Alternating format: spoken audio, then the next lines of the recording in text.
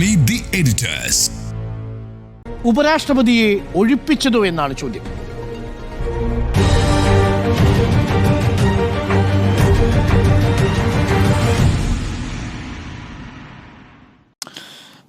പല കാരണങ്ങൾ കൊണ്ടും ജഗദീപ് ധൻകർ വ്യത്യസ്തനാണ്. ജഗദീപ് ധൻകറിൻ്റെ ഉപരാഷ്ട്രപതിയായിട്ടുള്ള വരവ് തന്നെ പശ്ചിമ ബംഗാളിൽ മമതാ ബാനർജിയുമായി നന്നായി ഇടഞ്ഞതിന് ശേഷമാണ്. അവിടെ തന്നെ ഒരു നോട്ടപ്പുള്ളിയായിരുന്നു ജഗദീപ് ധൻകർ. BJPയെ സംബന്ധിച്ച് BJPയുടെ ശക്തമായിട്ടുള്ള ഒരു ബാറ്ററാണ്. ജാട്ട് സമുദായത്തിൽ നിന്നുള്ളൊരു നേതാവാണ്. 74 വയസ്സുണ്ട്. നമ്മൾ മനസ്സിലാക്കുന്നതനുസരിച്ച് വളരെ ഗുരുതരമായ ഒരു ആരോഗ്യ പ്രശ്നം ജഗദീപ് ധൻകറിനുണ്ട് എന്നാണ് നമ്മൾ മനസ്സിലാക്കുന്നത്. പക്ഷേ 27 വരെ കാലാവധിയുണ്ട് എന്നിരിക്കെ ജഗദീപ് ധൻകറിനെ ഇപ്പോൾ രാജിവെക്കാൻ പ്രേരിപ്പിച്ചത് എന്താവും എന്നതിലാണല്ലോ ചർച്ച. അത് യശ്വന്ത് വർമ്മയുമായി ബന്ധപ്പെട്ട നോട്ടീസ് സ്വീകരിച്ചതാണെന്നൊരു പക്ഷം പറയുന്നു. പക്ഷേ വിഷയം ഇതാണ്, ഇറങ്ങാൻ നിർബന്ധിച്ചതാണോ എന്നുള്ളതാണ് ചോദ്യം. ഒഴിപ്പിച്ചത് ഉപരാഷ്ട്രപതിയെ. ഇതിനകത്തൊരു വിഷയം, ഒരു വൈസ് പ്രസിഡന്റ് ഇന്ത്യയുടെ രാജിവെക്കുന്നതിനുള്ള നിയമങ്ങൾ എന്തൊക്കെയാണ്, രീതികൾ അങ്ങനെയൊക്കെയാണ്. അത് പ്രത്യേകിച്ച് ഒന്നും ആലോചിക്കേണ്ട. ഉപരാഷ്ട്രപതി രാജിക്കത്ത് കൊടുക്കുന്നു, ആ രാജിക്കത്ത് അംഗീകരിക്കുന്നു. ഉപരാഷ്ട്രപതിക്ക് പരാതിയില്ല, BJPക്ക് പരാതിയില്ല. പഴയൊരു മുദ്രാവാക്യമുണ്ട്, ഞങ്ങളുടെ കോൺഗ്രസ് ഞങ്ങളെ തല്ലിയാൽ ഞങ്ങളുടെ പോലീസ് ഞങ്ങളെ തല്ലിയാൽ നിങ്ങൾക്ക് എന്താ കോൺഗ്രസ് എന്നൊരു മുദ്രാവാക്യമുണ്ട് കേരളത്തിൽ. അത് ഞങ്ങളുടെ കാര്യം ഞങ്ങൾ തീർത്തോളാം. നിയമവിരുദ്ധമൊന്നും അല്ലല്ലോ. ശരി, അതിലൊന്നും നമുക്ക് പരാതിയില്ല. ഉപരാഷ്ട്രപതി ഇനി പുതിയൊരു ഉപരാഷ്ട്രപതി വരുന്നു, ആ ഉപരാഷ്ട്രപതി 1 മാസം കഴിഞ്ഞ് അയാൾ പിന്നെയും രാജിവെച്ച് പോകുന്നു മറ്റൊരു ആരോഗ്യ കാരണത്താൽ. ഇതൊക്കെ നിയമത്തിൽ പറഞ്ഞിട്ടുള്ളതാണ്, അത് നടക്കട്ടെ.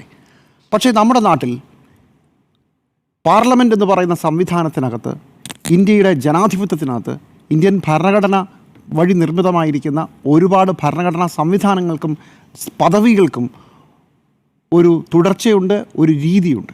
അവിടെ ഉപരാഷ്ട്രപതിയാണ്, വഴിയെ പോകുന്നൊരു മനുഷ്യനല്ല. അയാൾക്കൊരു യാത്രയപ്പില്ല, അയാൾക്കൊന്ന് സംസാരിക്കാൻ പോലും അനുവാദമില്ല. അങ്ങനെ ഒരു ദിവസം ഈ ഹയർ ആൻഡ് ഫയർ എന്ന് പറയും, സ്വകാര്യ കമ്പനിയിൽ നിങ്ങളെ പിരിച്ചുവിടുകയാണെങ്കിൽ ഇറങ്ങിക്കോ, പിങ്ക് സ്ലിപ്പ് കൊടുത്തു എന്ന് പറയും. നിങ്ങൾ ഇറങ്ങുകയാണ്. പിന്നെ ജഗദീപ് ധൻകർ എന്ന BJPക്ക് വേണ്ടി വളരെ കാലം പ്രതിപക്ഷം ഏറ്റവും കൂടുതൽ പാർലമെൻറ്റിൽ വിമർശനം ഉന്നയിച്ചത്, അവിശ്വാസ പ്രമേയം പോലും കൊണ്ടുവന്നത് ഇതേ ജഗദീപ് ധൻകറിന് എതിരെയാണ്. അത്രയ്ക്കായിരുന്നു BJPക്ക് വേണ്ടി പരിധി വിട്ട് പല കാര്യങ്ങളും ചെയ്തത് ഈ ഉപരാഷ്ട്രപതി. ലോക്സഭയുടെ തലവൻ അയാൾ വിസ്മൃതിയിലേക്ക് പോവുകയാണ്. അതെന്തൊരു രീതിയാണ്? നിങ്ങളൊരാൾക്ക് അനിഷ്ടത്തിന് പാത്രമായാൽ അയാൾക്കെതിരെ നിങ്ങൾക്ക് കാര്യങ്ങളൊക്കെ ചെയ്യാം. പക്ഷേ ഇങ്ങനെ ഒരാളെ ഇറക്കി വിടുന്നത്, അത് വഴിയെ പോകുന്ന ആളല്ല എന്നുള്ളതാണ് വീണ്ടും എൻ്റെ പ്രശ്നം. ഒരു ഉപരാഷ്ട്രപതിക്ക് ഒരു മാന്യമായ യാത്രയപ്പ് പോലും കൊടുക്കാതെ, ഒരു വാക്കുപോലും താൻ നയിച്ച സഭയുടെ മുമ്പിൽ പറയാതെ ഒരാളെ പറഞ്ഞു വിടുന്നതിലൂടെ BJP, NDA സർക്കാർ, പ്രധാനമന്ത്രി നരേന്ദ്രമോദി ഈ രാജ്യത്തിന് നൽകുന്ന സന്ദേശം എന്താണ്? അവിടെയാണ് ഏറ്റവും വലിയ പ്രശ്നം. ഒരു ഉപരാഷ്ട്രപതിയോട് ഇങ്ങനെയാണ് കാണിച്ചതെങ്കിൽ എന്താണ് രാഷ്ട്രപതിയോട് കാണിച്ചത്? 2023 മെയ് 28 ഇന്ത്യയുടെ പുതിയ പാർലമെൻറ്റ് മന്ദിരം വരികയാണ്. ജനാധിപത്യ ഇന്ത്യ നിലയിൽ വന്നതിന് ശേഷം ഒരു പുതിയ പാർലമെൻറ്റ് മന്ദിരം സ്ഥാപിക്കുന്ന ചടങ്ങ്. അവിടെ രാഷ്ട്രപതി ഉണ്ടായിരുന്നില്ല, പകരം പ്രധാനമന്ത്രിയായിരുന്നു. തമിഴ്നാട്ടിൽ നിന്ന് ഒരു ദണ്ട് കൊണ്ടുവരുന്നു, ഒരു വടിയായിട്ട് ആളുകൾ മുമ്പേ പോവുകയാണ്. ഇതാണ് ഇനി മുതൽ നമ്മുടെ രാജ്യത്തിൻ്റെ ചിഹ്നം എന്ന് പറയുന്നു. ആ ദണ്ട് അവിടെ സ്ഥാപിക്കുന്നു. വളരെ വലിയ ചടങ്ങാണ്. രാഷ്ട്രപതിയില്ല. അപ്പോൾ തിരിച്ച് ചോദ്യം, നിയമത്തിലുണ്ടോ, ഭരണഘടനയിലുണ്ടോ, നടപടിക്രമങ്ങളിലുണ്ടോ? ഇല്ല. പക്ഷേ നിങ്ങൾ ഒഴിവാക്കി വിട്ട ആൾ ഇന്ത്യയുടെ രാഷ്ട്രപതിയാണ്. ഈ പദവിയോടുള്ള ബഹുമാനം എന്താണ്? അപ്പോൾ ഉപരാഷ്ട്രപതിയോട് മാത്രമല്ല, ഇന്ത്യയുടെ രാഷ്ട്രപതിയോടും ആ പദവിയോടും ഒരു തരത്തിലുമുള്ള ബഹുമാനം കാണിക്കാത്ത ഒരു രീതിയാണ് നടന്നു പോരുന്നത്. അതുകൊണ്ട് രാഷ്ട്രപതിയോട് ഇങ്ങനെ ചെയ്തെങ്കിൽ ഉപരാഷ്ട്രപതി ജഗദീപ് ധൻകറോട് ഇങ്ങനെയേ കാണിക്കൂ എന്നുള്ളതാണ്. ഒരൊറ്റ മണിക്കൂർ കൊണ്ട് ജഗദീപ് ധൻകർ വളരെ സജീവമായി സഭയെ നിയന്ത്രിച്ച് അന്ന് വൈകുന്നേരം 5:15 ഇറങ്ങുന്നു. 1 മണിക്കൂർ കഴിയുമ്പോൾ ജഗദീപ് ധൻകറിന് എനിക്ക് ആരോഗ്യ പ്രശ്നമാണെന്ന് പറഞ്ഞ് രാജിവെക്കുകയാണ്. ഇന്ത്യയിലെ ഒരു കുഞ്ഞും BJPക്കാർ പോലും ഇത് വിശ്വസിക്കുന്നില്ല എന്നുള്ളത് എല്ലാവർക്കും അറിയാം. പക്ഷേ അതൊരു വിഷയമല്ല. രാജിവെക്കാൻ മുകളിൽ നിന്ന് കൽപ്പിച്ചു. ആ കൽപ്പന അനുസരിച്ച് അയാൾ ഇറങ്ങിപ്പോവുകയാണ്. അയാൾക്കൊരു വാക്കുപോലും പറയാനുള്ള അനുവാദമില്ല. രാഷ്ട്രപതി ഇന്ത്യയുടെ പുതിയ പാർലമെൻറ്റ് മന്ദിരം വരുമ്പോൾ ആ ചിത്രത്തിലേ ഇല്ല. ഇതൊരു തുടർച്ചയാണ്. രാഷ്ട്രപതിയും ഉപരാഷ്ട്രപതിയും മാത്രമല്ല ഈ കാര്യത്തിൽ ഇരയായിട്ടുള്ളത്. ഒന്ന് ഓർമ്മയുണ്ടോ, പഴയ ഈ പെഗാസിസ് സോഫ്റ്റ്വെയർ വിഷയം വലിയ വിവാദം ഉണ്ടായി. കോടതി ചോദിച്ചു, പെഗാസിസ് സോഫ്റ്റ്വെയർ നിങ്ങൾ വാങ്ങിച്ചിട്ടുണ്ടോ, ഉപയോഗിച്ചിട്ടുണ്ടോ? ഉത്തരമില്ല. കോടതി പല പ്രാവശ്യം ആവർത്തിച്ചു. അങ്ങനെ ഉണ്ടോ ഇല്ലയോ? ആ കേസ് എവിടെ പോയെന്ന് ആർക്കും അറിയില്ല. ഒരു അന്വേഷണ സമിതിയെ വെച്ചു. ആ സമിതിയുടെ റിപ്പോർട്ട് വായുവിൽ ഇങ്ങനെ അലിഞ്ഞു. അതങ്ങനെ അങ്ങ് പോയി. ഈ വിഷയം തുടങ്ങിയത് നമുക്ക് എല്ലാവർക്കും അറിയുന്നത് പോലെ ആദ്യത്തെ ഒരു ദിവസം വളരെ വലിയ ആശങ്കയായിരുന്നു. എന്തായിരുന്നു കാര്യം? ശരിക്കും അദ്ദേഹത്തിന് ഗുരുതരമായ അസുഖമാണോ? അതിനുശേഷം നമുക്ക് മനസ്സിലായി ഒരു ജഡ്ജിൻ്റെ വീട്ടിൽ നിന്ന് പണം പിടിക്കുന്നു. ആ പണത്തിൻ്റെ ഉറവിടത്തെക്കുറിച്ചുള്ള വലിയ ആശങ്കകൾ വരുന്നു. ഇയാളെ പുറത്താക്കേണ്ടതാണെന്ന് കോടതികൾ ഒന്നടങ്കം തീരുമാനിക്കുന്നു. അതിൽ ഒരു അവിശ്വാസ പ്രമേയം കൊണ്ടുവരാൻ തീരുമാനിക്കുന്നു. ഇയാളെ പുറത്താക്കാനുള്ള പ്രമേയം കൊണ്ടുവരാൻ തീരുമാനിക്കുന്നു. അത് ലോക്സഭയിൽ BJP കൊണ്ടുവരുമ്പോൾ രാജ്യസഭയിൽ പ്രതിപക്ഷവും ഒരു പ്രമേയം കൊണ്ടുവരുന്നു. ആ പ്രമേയം ഇദ്ദേഹം അംഗീകരിച്ചു എന്നുള്ളതാണ് പ്രശ്നം. അതായത് അഴിമതിക്കെതിരായ യുദ്ധത്തിൽ ഭരണപക്ഷം മാത്രമല്ല പ്രതിപക്ഷത്തിനും ഒരു അവസരമുണ്ട്, അവരും പറഞ്ഞിരുന്നു എന്നുള്ള ചരിത്രത്തിൽ അടയാളപ്പെടുത്താൻ ഇദ്ദേഹം എങ്ങനെയോ സഹായിച്ചു എന്നുള്ളതാണ് അദ്ദേഹത്തിൻ്റെ പേരുള്ള അനിഷ്ടം. അതുമാത്രമല്ല കേട്ടോ, ഒരു ജഡ്ജിയുടെ പേര് കൂടെ പറയണം. കഴിഞ്ഞ വർഷം വിശ്വ ഹിന്ദു പരിഷത്തിൻ്റെ ലീഗൽ സെല്ലിൽ ഒരു ഹൈക്കോടതി ജഡ്ജി, ഇതുപോലെ തന്നെ ഒരു ഹൈക്കോടതി ജഡ്ജി, അലഹബാദ് ഹൈക്കോടതി ജഡ്ജി ശേഖർ കുമാർ യാദവ്, അദ്ദേഹം പറഞ്ഞത് ഇന്ത്യയിൽ ഭൂരിപക്ഷമാണ് കാര്യങ്ങൾ തീരുമാനിക്കുന്നത്, ഭൂരിപക്ഷത്തിൻ്റെ നയമാണ് നടക്കേണ്ടത്, അതുകൊണ്ട് കോമൺ സിവിൽ കോഡ് നടപ്പിലാക്കിയേ പറ്റൂ, കാരണം ഭൂരിപക്ഷം അത് ആഗ്രഹിക്കുന്നു. അന്ന് വലിയ ബഹളമുണ്ടാവുകയും അതേ വ്യക്തിക്കെതിരെ ഇതുപോലെ തന്നെ പ്രതിപക്ഷം ഒരു അവിശ്വാസ പ്രമേയം കൊണ്ടുവരുന്നു, ഒരു എക്സിറ്റ് മോഷൻ കൊണ്ടുവന്നിരുന്നു. ഈ വിഷയം ഉണ്ടായ അതേ ദിവസം തന്നെ പാർലമെൻറ്റിൽ ജഗദീപ് ധൻഖർ ആ കടലാസ് അന്ന് ഒപ്പ് എത്ര പേരിട്ടു എന്നതിനെക്കുറിച്ചൊക്കെ വലിയ കൺഫ്യൂഷൻ ഉണ്ടായിരുന്നു. അതും ഞാൻ പരിഗണിച്ചുകൊണ്ടിരിക്കുകയാണ് എന്ന് പറഞ്ഞു. ഇതോടുകൂടിയാണ് വിഷയമായത്. സ്വന്തം നിലയ്ക്ക് സഭയുടെ പരമാധ്യക്ഷൻ അദ്ദേഹത്തിന് ചെയ്യാൻ പറ്റുന്ന അധികാര പരിധി എന്താണെന്ന് ഒന്ന് കാണിക്കാൻ ശ്രമിച്ചപ്പോൾ തുടങ്ങിയതാണ് ഈ അനിഷ്ടം. 2 വിഷയങ്ങൾ ഒരു ദിവസം. ആരായി പറയുന്നത്? ഗവർണർമാരെ അതാത് പ്രതിപക്ഷങ്ങൾ ഭരിക്കുന്ന നാട്ടിലേക്ക് വിട്ട് അവിടെ പരമാവധി കുഴപ്പങ്ങളുണ്ടാക്കി, അവിടെ പരമാവധി പ്രശ്നങ്ങളുണ്ടാക്കി, അവിടെ ഭരണസ്തംഭനം നടത്തിക്കാൻ ഹിറ്റ് ഗ്യാങ്ങിനെ അയക്കുന്ന പോലെ അയച്ച BJP ആണ് ഈ പറയുന്നത്. അന്ന് അവരെന്താ പറഞ്ഞത്? ഗവർണർക്ക് ഇത് ചെയ്യാനുള്ള അധികാരമുണ്ട്. ഇപ്പോൾ നമ്മുടെ സർവകലാശാലകളിൽ പറയുന്നു, സ്റ്റാറ്റ്യൂട്ടിലുണ്ട്, ചാൻസലർക്ക് ചെയ്യാം, ഗവർണർക്ക് ബില്ലുകൾ തടഞ്ഞു വയ്ക്കാം, ഇനി റീസണബിൾ ടൈം നിങ്ങൾ ഇത് ഒപ്പിടണമെന്ന് പറഞ്ഞാൽ, ഈ റീസണബിൾ ടൈം എന്ന് പറഞ്ഞാൽ അത് വേണമെങ്കിൽ 4-5 വർഷമാകാം, അതാണ് നിയമം എന്നാണ് പറയുന്നത്. ഒടുവിൽ കോടതി പറഞ്ഞു അങ്ങനെ വേണ്ടാന്ന് പറഞ്ഞു. അതേ സമയത്ത് ഉപരാഷ്ട്രപതിക്ക് സഭയുടെ തലവനായി വരുമ്പോൾ, രാജ്യസഭയുടെ തലവനായി വരുമ്പോൾ ചെയ്യാൻ പറ്റുന്ന കാര്യങ്ങളെ അയാൾ ചെയ്തിട്ടുള്ളൂ. അപ്പോൾ അത് വിഷയമായി, അത് പ്രശ്നമായി. ചുരുക്കത്തിൽ ഭരണഘടനാ സംവിധാനങ്ങളോടുള്ള, ഭരണഘടനാ സ്ഥാപനങ്ങളോടുള്ള ഒരു തരത്തിലുമുള്ള ബഹുമാനമില്ലായ്മയും നിസ്സാരവൽക്കരണവുമാണ് ജഗദീപ് ധൻഖറിൻ്റെ എക്സിറ്റിൽ നമുക്ക് പറയാനുള്ളത്. ജഗദീപ് ധൻഖറെ പുറത്താക്കിയതിലല്ല പ്രശ്നം, ജഗദീപ് ധൻഖർ രാജിവെച്ചതിലല്ല പ്രശ്നം, ആ രാജി നടത്തിയ രീതിയാണ് പ്രശ്നം. ആ രീതി ഇന്ത്യയിലെ ഡൽഹി ഭരിക്കുന്ന സർക്കാരിൻ്റെ മുന്നണിയുടെ മനോസ്ഥിതിയാണ് കാണിക്കുന്നത്. ഞങ്ങൾ തീരുമാനിക്കും, അത് ഞങ്ങൾ നടപ്പിലാക്കും. കീഴ്വഴക്കങ്ങൾക്കും നിയമങ്ങൾക്കുമൊന്നും അല്ലെങ്കിൽ വഴക്കങ്ങൾക്കുമൊന്നും യാതൊരു പ്രസക്തിയുമില്ല എന്ന് ഒരു ലജ്ജയുമില്ലാതെ പറയുന്ന ഒരു സംവിധാനമാണ്.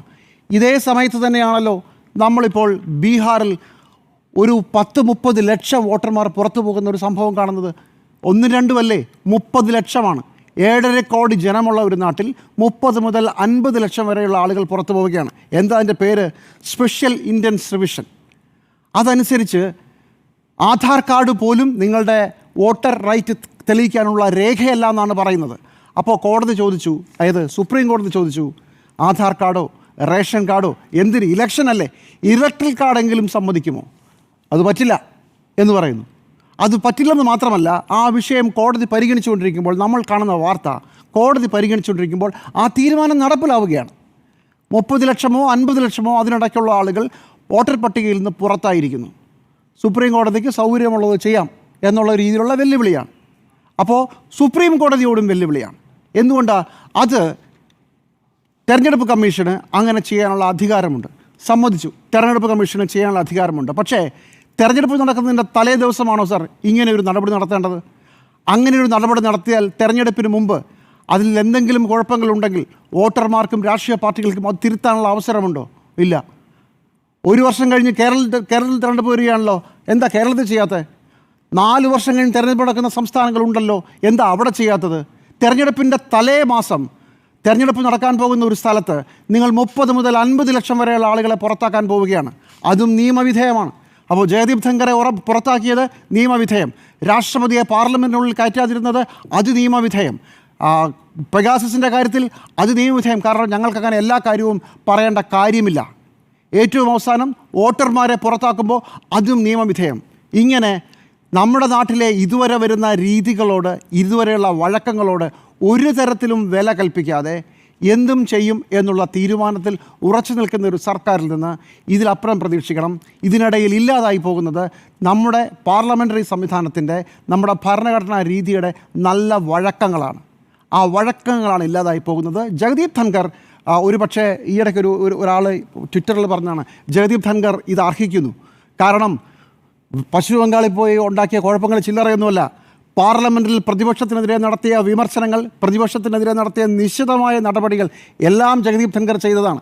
ഒരു കോടാലി കൈ പോലെ BJPക്ക് വേണ്ടി പ്രവർത്തിച്ച ആളാണ് ജഗദീപ് ധൻഖർ. അയാൾക്കെതിരെ മറ്റൊരു കോടാലി പ്രവർത്തിച്ചു. വിധിയാണ്. പക്ഷേ ജഗദീപ് ധൻഖർ എന്ന് പറയുന്നത് ഇന്ത്യയുടെ ഉപരാഷ്ട്രപതി ആയതുകൊണ്ട് ഞാൻ വേദനിക്കുന്നു. കാരണം അങ്ങനെയല്ല ഒരു ഉപരാഷ്ട്രപതി ഇന്ത്യയുടെ പരമോന്നതമായ ജനസഭയിൽ നിന്ന് ഇറങ്ങിപ്പോകേണ്ടത്. ഇങ്ങനെയല്ല ഒരു ഉപരാഷ്ട്രപതിയെ ഇറക്കി വിടേണ്ടത്. കാലം ഇതിന് കണക്ക് ചോദിക്കും എന്നാണ് ഞാൻ വിചാരിക്കുന്നത്. നമുക്കൊരു കുഞ്ഞിടവേള വേണം. ഇടവേളയ്ക്ക് ശേഷം തിരികെ വെൽക്കം ബാക്ക്. ഉപരാഷ്ട്രപതി ജഗദീപ് ധൻഖറിനെ ഒഴിപ്പിച്ചതോ എന്നാണ് ചോദ്യം. ആൻറ്റോഗസ്റ്റിൻ 74 വയസ്സ് ആണ് ഇപ്പോൾ ജഗദീപ് ധൻഖറിൻ്റെ പ്രായം. ഇനി 2 വർഷം കൂടി അദ്ദേഹത്തിന് രാജ്യസഭയിൽ അധ്യക്ഷനായിരിക്കാൻ അഥവാ വൈസ് പ്രസിഡൻറ്റിൻ്റെ ചുമതല തുടരാനുള്ള സമയവും മുൻപിലുണ്ട്. അതിനിടയിലാണ് ഇപ്പോൾ ഈ ഒഴിയലെന്ന് പറയുന്നത്. ഇതൊരു നിർബന്ധിത വിരമിക്കലാണോ? ആ അർത്ഥത്തിൽ പറഞ്ഞാൽ ഒഴിപ്പിച്ചതാണോ? ആരാണ് ജഗദീപ് ധൻഖർ എന്നാണ് നമ്മൾ ആദ്യം മനസ്സിലാക്കേണ്ടത്. ഈ മമതാ ബാനർജിനെ ഇരിക്കാനും നിൽക്കാനും വിട്ടിട്ടില്ല അവിടുത്തെ ഗവർണർ എന്നുള്ള നിലയ്ക്ക്. എങ്ങനെയാണ് ഈ ഉപരാഷ്ട്രപതി പദം ഇവർക്ക് കിട്ടിയത് എന്നുള്ളതാണല്ലോ. അദ്ദേഹത്തിന് ആ പദവിയിലേക്ക് വരാനുള്ള കാരണം എന്ന് പറയുന്നത് മമതാ ബാനർജീനെ തലങ്ങും വിലങ്ങും ഓടിക്കുകയും സമാധാനം കൊടുക്കാതിരുന്നപ്പോൾ BJP വിചാരിച്ചു ഇതുപോലെ ഒരു ആളെയാണ് സ്പീക്കറായിട്ട് വേണ്ടത്, രാജ്യസഭയിലേക്ക് സ്പീക്കറായിട്ട് വേണ്ട ആൾ എന്ന് പറയുന്നത് ഇദ്ദേഹം ആകുമ്പോൾ പ്രതിപക്ഷത്ത് ഇരിക്കാനും നിൽക്കാനും സമ്മതിക്കില്ല എന്നാണ് വിചാരിച്ചത്. പക്ഷേ എന്ത് സംഭവിച്ചു? അദ്ദേഹം പ്രതിപക്ഷത്തെയും കൂടെ കുറച്ച് ഡെമോക്രാറ്റിക് ലൈനിലേക്ക് അദ്ദേഹം മാറി. അദ്ദേഹത്തിൻ്റെ പ്രായമൊക്കെ വെച്ചിട്ടായിരിക്കും നോക്കുമ്പോൾ അദ്ദേഹത്തിന് കിട്ടാൻ പറ്റുന്ന ഏറ്റവും നല്ല പോസ്റ്റാണ്. ഇതിന് മേലേക്ക് ഒരു പോസ്റ്റ് കിട്ടാൻ പോകുന്നില്ല എന്ന് അദ്ദേഹത്തിന് അറിയാം. 74 വയസ്സായി. അപ്പോൾ അദ്ദേഹം എന്ത് ചെയ്തു? എന്നാൽ പ്രതിപക്ഷത്തെയും കൂടെ കേട്ട് ഞാനൊരു നല്ല ആളായി പോയി കളയാം എന്ന് വിചാരിച്ചു. അങ്ങനെ ഒരാളെ BJPക്ക് അവിടെ ആവശ്യമേയില്ല. അവിടെ എന്താണ് വേണ്ടത്? ഓം ബിർളേനെ പോലെ പ്രതിപക്ഷത്തെ വടിയെടുത്ത് അടിച്ച് ഒതുക്കി ഇരുത്തുന്ന ഒരാളെയാണ് ആവശ്യം.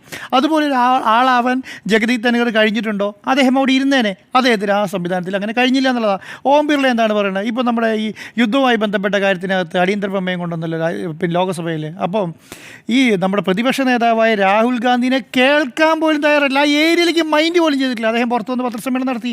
അദ്ദേഹത്തെ കേട്ടുപോലുമില്ല എന്നുള്ളത്. ഇന്ത്യയുടെ ലോകസഭയുടെ പ്രതിപക്ഷ നേതാവിൻ്റെ കാര്യമാണ് പറയുന്നത്. അതുപോലെ ഒരാളെയാണ് രാജ്യസഭയിൽ സ്പീക്കറായിട്ട് ഇവർ പ്രതീക്ഷിച്ചത്.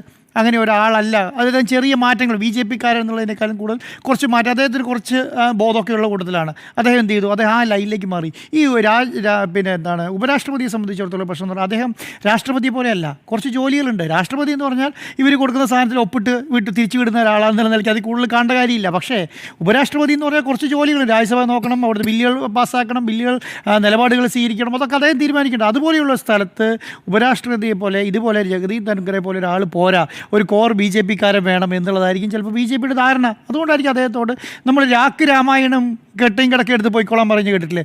അതുപോലെ തന്നെ നിർത്തിക്കോ എന്ന് പറഞ്ഞപ്പോൾ അദ്ദേഹം രാജിവെച്ച് പോയി എന്നുള്ളതാണ്.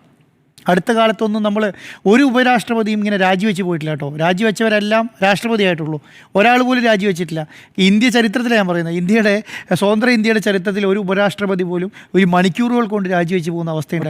ഒറ്റ മണിക്കൂർ കൊണ്ട് രാജിവെച്ച് പോയി എന്നുള്ളതാണ്. അപ്പോൾ ഒന്ന് ആലോചിച്ച് നോക്കിക്കുക എന്താണ് ഇന്ത്യയിൽ നടക്കുന്നത്. നമ്മൾ വിചാരിക്കുന്നത് എല്ലാം വളരെ സ്മൂത്തായിട്ടാണ് പോകുന്നത്, എല്ലാം വളരെ കൃത്യമാണ്, എല്ലാം വലിയ വികസനമാണ് നടക്കുന്നത്. അങ്ങനെയൊന്നും അല്ലെന്ന്. ജനങ്ങൾ പേടിച്ചാണ് ജീവിക്കുന്നത്. ഞാൻ പറയും ഇത്രയധികം ശക്തമായ നിലപാടുകൾ ചെയ്യുന്ന ഒരു ഉപരാഷ്ട്രപതിയാണ് ഒരു സമയത്ത് രാജിവെച്ചിട്ട് ഇറങ്ങിപ്പോകുന്നത്. എന്താ കാരണം എന്ന് പറയുന്നത് അമിത്ഷാ ചെന്നൈയിൽ വന്നിട്ട് എന്താ പറഞ്ഞത്? ഈ പറഞ്ഞ ശേഖർ കുമാർ യാദവ് അല്ലേ, പിന്നെ യശ്വന്ത് വർമ്മയുടെ കാര്യത്തിനകത്ത് യശ്വന്ത് വർമ്മ പറഞ്ഞത് എന്താണ്? യശ്വന്ത് വർമ്മയ്ക്കെതിരെ ഞങ്ങൾ ഇംപീച്ച്മെൻറ്റ് കൊണ്ടുവരുമെന്ന് പറഞ്ഞേ, ഞങ്ങൾ ഈ ഇംപീച്ച്മെൻറ്റ് കൊണ്ടുവന്ന് പുറത്താക്കും. അപ്പോൾ അതെന്താണ് അദ്ദേഹം ഉദ്ദേശിക്കുന്നത്? BJP ഭരിക്കുന്ന ഒരു സംസ്ഥാനത്ത് പാർട്ടി, അത് BJP ഭരിക്കുന്ന സംസ്ഥാനത്ത് ജഡ്ജിമാർ വരെ കൈക്കൂലി വാങ്ങി എന്നുള്ളൊരു പേര് ദോഷം കേൾക്കേണ്ടി വരും BJP. ആ സ്ഥലത്താണ് അമിത്ഷാ വന്നിട്ട് പറയുന്നത് അതാണ് ഞങ്ങൾ ഇദ്ദേഹത്തിന് ഇംപീച്ച്മെൻറ്റ് കൊണ്ടുവന്നു. അപ്പോൾ അതിന് മുന്നേ തന്നെ പ്രതിപക്ഷം ഇംപീച്ച്മെൻറ്റ് കൊണ്ടുവരികയാണ്, 2 തരത്തിൽ ലെറ്റർ കൊടുക്കുകയാണ്. അതിലൊരു ലെറ്ററാണ് ആര് സ്വീകരിക്കുന്നത്? ഈ പറഞ്ഞ രാജ്യസഭാ സ്പീക്കർ സ്വീകരിക്കുന്നത്. മറ്റിടത്ത് ലെറ്റർ കൊടുത്തിട്ടുണ്ട്, പക്ഷേ അവിടെ സ്വീകരിച്ചിട്ടില്ല. ഇവിടെ സ്വീകരിച്ചു, ഫയൽ സ്വീകരിച്ചതോടെ അഡ്മിറ്റ് ചെയ്യുന്നത് തുല്യമാണ്. ഇതിന് മറുപടി പറയണം, അതിന് സമയം കൊടുക്കാൻ പാടില്ല. അത് ഞങ്ങൾ ചെയ്യേണ്ട പണിയാണ്. എന്താണ് ഞങ്ങൾ തന്നെയാണ് വളർത്താനും ശിക്ഷിക്കാനും ഒക്കെ അധികാരമുള്ള ആൾക്കാർ എന്നുള്ള നിലയ്ക്ക് BJP തന്നെ പറയുകയാണ് ഞങ്ങൾ ഇദ്ദേഹത്തിന് ഇത് ഇംപീച്ച് കൊണ്ടുപോകും, ഞങ്ങൾ പുറത്താക്കി. അത് വലിയ ക്രെഡിറ്റാണ് BJP സംബന്ധിച്ചിടത്തോളം. ഈ ഇന്ത്യയിൽ ഒരു ജഡ്ജിമാർക്കും അല്ലെങ്കിൽ അങ്ങനെ സ്ഥാപനങ്ങളിൽ ഇരിക്കുന്നവർക്ക് ആർക്കും കൈക്കൂലി മേടിക്കാൻ കഴിയില്ല എന്നുള്ളൊരു വലിയ മെസ്സേജ് ഇന്ത്യക്ക് കൊടുക്കാനുള്ളതാണ്. ആ മെസ്സേജിനെയാണ് തകർത്ത് കളഞ്ഞത്, ഈ പറഞ്ഞ ജഗദീപ് ധൻഖർ തകർത്ത് കളഞ്ഞത്. പ്രതിപക്ഷത്തിൻ്റെ കൂടെ നിന്നാണ് പറയുന്നത്, ആ ശൈലിയിലേക്കാണ് ചിന്തന പോകുന്നത്. അപ്പോൾ എന്താണ്, 1 മണിക്കൂർ കൊണ്ട് ഇദ്ദേഹം ഇത്ര പെട്ടെന്ന് രാജിവെക്കുമ്പോൾ നമ്മൾ മണിക്കൂർ കണ്ട് രാജിവെച്ചാൽ അവിടുന്ന് ഇറങ്ങി പോന്നു കഴിഞ്ഞു. എന്താണ് ലോകത്തെവിടെയും നമ്മൾ കേട്ടിട്ടുണ്ടോ അങ്ങനെ പോരുന്നത്? അദ്ദേഹത്തിന് വലിയ സ്വീകരണം കൊടുക്കും, അദ്ദേഹത്തിന് പറയാനുള്ളത് കേൾക്കും, അദ്ദേഹം ഇത്രയും നാളും കൈകാര്യം ചെയ്ത് രാജ്യസഭയ്ക്ക് മറുപടി പറയും, അതിന് മറുപടി പ്രസംഗങ്ങളുണ്ടാവും. വലിയ രീതിയിലുള്ള ഒരു ആഘോഷത്തോടു കൂടി അദ്ദേഹത്തെ പറഞ്ഞു വിടുന്ന ഒരു ശൈലിയിൽ നിന്നാണ്. വെങ്കയ്യ നായിഡു പോലെയുള്ള ആൾക്കാരൊക്കെ നമ്മൾ അങ്ങനെ കണ്ടിട്ടുള്ളതല്ലേ? അങ്ങനെയാണ് അവിടുന്ന് പോകേണ്ടത്. അപ്പം നമ്മൾ എങ്ങനെയാണ് വിചാരിക്കുന്നത്? നമ്മളെ സംബന്ധിച്ചിടത്തോളം ഇന്ത്യയുടെ ചരിത്രം ഇതൊക്കെ നടക്കുമെന്നുള്ളതാണ്. ഇത് ഒക്കെ എങ്ങനെയാണ് നടക്കുന്നത്? നേരത്തെ ജിമ്മി സാറ് പറഞ്ഞ പോലെ രാഷ്ട്രപതിയെ എങ്ങനെയാണ് കൈകാര്യം ചെയ്യുന്നത് കാണുന്നില്ലേ? അപ്പം ഇതൊക്കെയാണ് ഇന്ത്യയിൽ നടക്കുന്നത്. അപ്പം നമ്മളെ സംബന്ധിച്ചിടത്തോളം എന്താണ്, ഇതിനേക്കാൾ വലുത് കാണേണ്ടി വരും. രാഷ്ട്രീയം എന്ന് പറയുന്നത് ചില ആൾക്കാരുടെ കയ്യിൽ ചട്ടുകമായി മാറിയിട്ടുണ്ട്. രാഷ്ട്രീയം എങ്ങനെ അവർ കൈകാര്യം ചെയ്യണം, എങ്ങനെ രാജ്യത്തെ ഭരിക്കണം, ഏത് രീതിയിൽ കൊണ്ടുപോകണമെന്ന് തീരുമാനിച്ചിട്ടുണ്ട്. അതിനപ്പുറത്തേക്ക് ആര് പറഞ്ഞിട്ടൊന്നും കാര്യമില്ല. നിങ്ങൾ പറയാം, നിങ്ങൾക്ക് എന്ത് വേണമെങ്കിലും പറയാം, നിങ്ങൾ പറഞ്ഞുകൊണ്ടേയിരിക്കുക എന്നുള്ളതാണ്. ഈ സമരം ചെയ്യുന്നവരാണ്, സമരം വിജയിക്കുന്നത് വരെ സമരം ചെയ്യുക എന്നുള്ളതാണ്. പ്രതിപക്ഷ പാർട്ടികളൊക്കെയാണ് ശക്തമായ നിലപാട് സ്വീകരിക്കണം. ഞാൻ നോക്കി 2 ദിവസമായിട്ട് അതിനെതിരെ വലിയ രീതിയിലുള്ള പ്രക്ഷോഭങ്ങളൊന്നും കാണുന്നില്ല. എന്തുകൊണ്ട്, എങ്ങനെ, ഏതിന്, എപ്പോഴും അങ്ങനെ മറുപടി പറയിക്കണ്ടേ? അങ്ങനെ മറുപടി പറയിക്കാനുള്ള ഒരു ശക്തി പ്രതിപക്ഷത്തിന് ഇല്ലാതായിട്ടുണ്ടോ? കാരണം എത്ര ആളുണ്ടെന്നറിയോ രാജ്യസഭയിലും ലോകസഭയിലായിട്ട്? എത്ര ആൾക്കാരുണ്ട്? വലിയ സ്ട്രെങ്ത് ഉണ്ട്. ഇപ്പോൾ ഒരു 10 എത്ര പേരുടെയാണ്, 40 പേരുടെ ഷോർട്ടേജ് മാത്രമേ ഉള്ളൂ. അവർക്ക് അത്ര തന്നെ ഏകദേശം ഇവർക്ക് സ്ട്രെങ്ത് ഉണ്ട് ലോകസഭയിലൊക്കെ. സംസാരിക്കുകയും ശക്തമായി പ്രതികരിക്കണം. ഞാൻ വിചാരിക്കുന്നത് അങ്ങനെ ഉണ്ടാവും എന്നുള്ളതാണ്. അപ്പോൾ അതുപോലെയുള്ള പ്രതികരണങ്ങളില്ലെങ്കിൽ ഇത് നടക്കും, ഇതിൻ്റെ അപ്പുറം നടക്കും. ഇപ്പോഴത്തെ സിറ്റുവേഷൻ വെച്ചിട്ട് ജഗദീപ് ധൻഖറെ സംബന്ധിച്ചിടത്തോളം അദ്ദേഹത്തിന് കിട്ടേണ്ട പോസ്റ്റ്, അദ്ദേഹം ജിമ്മി സാർ നേരത്തെ പറഞ്ഞ പോലെ അദ്ദേഹം വിചാരിച്ചിരുന്നത് വലിയ പോസ്റ്റാണ്. ഇതുപോലെയാണ് കയ്യിലെ കോടാലിയായി മാറി എന്നുള്ളതാണ്. ആർക്ക് വേണ്ടി വെട്ടാനിറങ്ങിയോ ആ കോടാലി തിരിച്ച് നെഞ്ചത്ത് കൊണ്ടപ്പോൾ സഹിച്ചിറങ്ങേണ്ടി വരുന്നു എന്നുള്ളതാണ്. ഇതുപോലെ തന്നെയാണ് കേരളത്തിലെയും മറ്റുള്ള സ്റ്റേറ്റുകളിലെ ഗവർണർമാർ പ്രവർത്തിച്ചുകൊണ്ടിരിക്കുന്നത്. ഇവരെല്ലാം ഞാൻ പറഞ്ഞില്ല, ഇപ്പോൾ ഉപരാഷ്ട്രപതി ചർച്ചയിലേക്ക് വരുമ്പോഴേ നമ്മുടെ മുൻ ഗവർണറുടെ പേര് ഉയർന്നു കേൾക്കുകയാണ്. കേൾക്കാനുള്ള കാരണം എന്താ അറിയോ? കേരളത്തിലെ പിണറായി സർക്കാരിനെ ശക്തമായ രീതിയിൽ എതിർത്തുകൊണ്ടാണ്. അപ്പോൾ എന്താ പറയുക, അയ്യോ കേരളത്തിൽ പിണറായി സർക്കാരിനെതിരെ കേരളത്തിലെ ഇടതുപക്ഷ സർക്കാരിനെതിരെ ഘോരഘോരം അങ്ങോട്ട് സമരം നടത്തുന്നു. SFI സമരം ഇറങ്ങി വേണം പോടാ വാടാതെ വിളിക്കുന്നു. അദ്ദേഹത്തിന് കിട്ടുന്നൊരു ബെനിഫിറ്റ് എന്താണെന്നറിയോ? ഉപരാഷ്ട്രപതി പോസ്റ്റിലേക്കുള്ളൊരു പോസ്റ്റിംഗാണ്.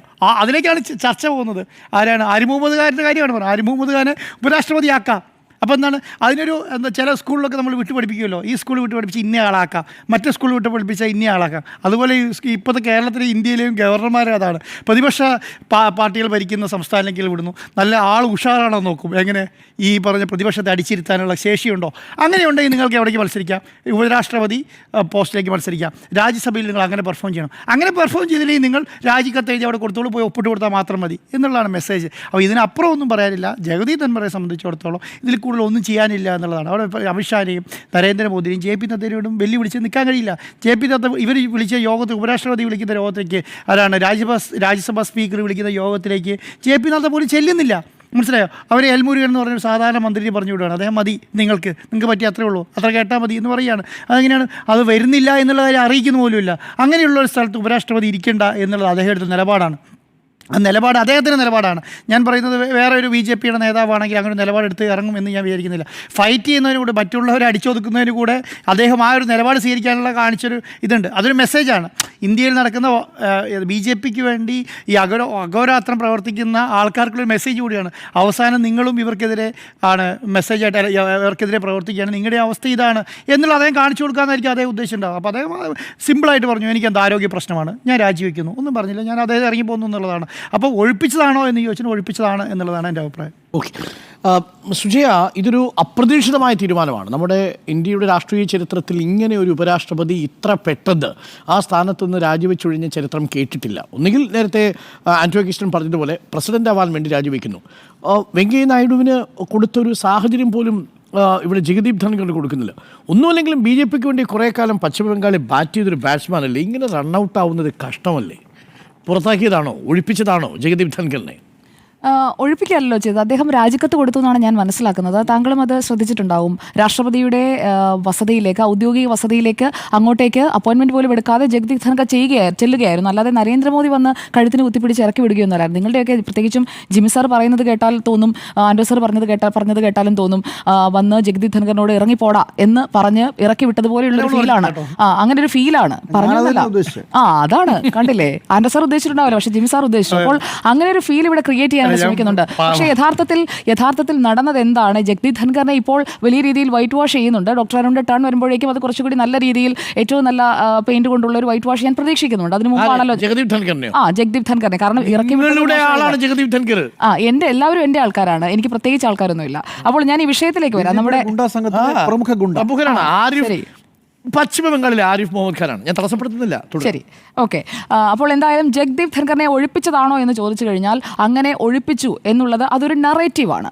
മാത്രമല്ല ഇവിടെ എന്താണ് ഇവിടെ നടന്ന സംഭവങ്ങൾ, ഈ ഒറ്റ ദിവസത്തെ ഒരു സിംഗിൾ ഡേ അഫെയറായി ഞാൻ ഇതിനെ കാണുന്നില്ല. ഈ ഒറ്റ ദിവസത്തെ സംഭവം കൊണ്ട് അല്ലെങ്കിൽ ഈ ഒരു ഇംപീച്ച്മെന്റ് മോഷന്റെ പേരിൽ അത് ഒരു സീരീസ് ഓഫ് ഇവൻസിന്റെ ലാസ്റ്റ് ഡേ ആയിരുന്നു എന്നതാണ് ഞാൻ മനസ്സിലാക്കുന്നത്. അല്ലാതെ ഇങ്ങനെ ഒരു തീരുമാനത്തിലേക്ക് എത്തില്ല. കാരണം 2022 NDAയുടെ കാൻഡിഡേറ്റായി ഉപരാഷ്ട്രപതിയായി വരികയാണ്. കഴിഞ്ഞ 15 മാസമായി, വളരെ, അതായത് തെരഞ്ഞെടുപ്പ് കാലത്തടക്കം കഴിഞ്ഞ 15 മാസമായി ഉപരാഷ്ട്രപതിയായി ജഗദീപ് ധൻഖർ തുടരുകയാണ്. ജഗദീപ് ധൻഖറിനേക്കാൾ മികച്ച സ്ഥാനാർത്ഥികൾ BJP ഉണ്ടായിരുന്നില്ലേ എന്ന് ചോദിച്ചാൽ ധാരാളമുണ്ട്. എന്നിട്ടും ജഗദീപ് ധൻഖറിനെ പരിഗണിച്ചത് തീർച്ചയായിട്ടും പശ്ചിമ ബംഗാളിലെ അദ്ദേഹത്തിന്റെ പെർഫോമൻസ് കണ്ടിട്ട് തന്നെയാണ്. പശ്ചിമ ബംഗാളിൽ മമതാ ബാനർജി എന്ന ദീദിയോട് നേർക്കുനേർ നിന്ന് ഏറ്റുമുട്ടുകയായിരുന്നു വിവിധ വിഷയങ്ങളിൽ. ഇപ്പോൾ CV ആനന്ദബോസൊക്കെ ഒരു പരിധി വരെ മാത്രമേ അത്രയ്ക്ക് അങ്ങോട്ട് പിടിച്ചു നിൽക്കാൻ സാധിക്കുന്നുള്ളൂ. പക്ഷേ ജഗദീപ് ധൻഖർ യഥാർത്ഥമായും അവിടെ ഒരു വലിയ പോരാട്ടത്തിലേക്ക്, കേരളത്തിൽ ആരിഫ് മുഹമ്മദ് ഖാനും പിണറായി വിജയനും തമ്മിൽ ഉണ്ടായിരുന്നതിനേക്കാൾ വലിയ ഒരു പോരാട്ടം അവിടെ നടന്നിട്ടുണ്ട് എന്നത് വ്യക്തമാണ്. കാരണം എല്ലാ വിഷയങ്ങളിലും അദ്ദേഹം ഇടപെടുന്നുണ്ടായിരുന്നു, അവിടെ പ്രശ്നങ്ങൾ നിലനിന്നിരുന്നു. അതൊക്കെ നമ്മൾ കണ്ട ചരിത്രമാണ്. അതിൽ നിന്ന് നമ്മൾ മനസ്സിലാക്കേണ്ട കാര്യം ജഗദീപ് ധൻഖറിന്റെ ഒരു ക്യാരക്ടറാണ്, ഒരു